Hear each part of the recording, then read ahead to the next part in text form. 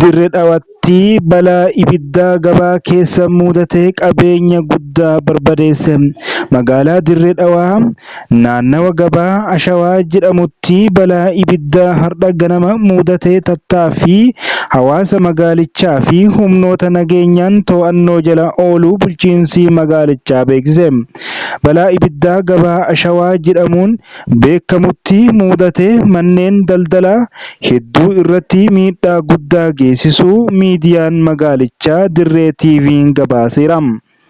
Kantiibaan bulchiinsa magaalaa Dirree Dhawaa obbo Kadiir Jiwaar bakka balaan kun qaqqabetti argamuun haala jiru daawwachuun ka'umsa balaa kanaa fi miidhaa geessisee qoratamee uummataaf akka ifa ta'u dubbataniiru. Namoota balaa kanaan miidhaman deeggaruuf deebisanii dhaabuuf gamanumaan sochiin eegalamuu eeraniiru.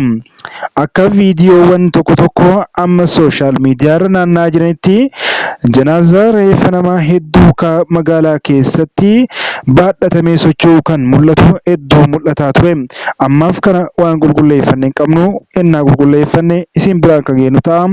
Warra miidhaa irra ga'eef ammoo jajjabina hawwina.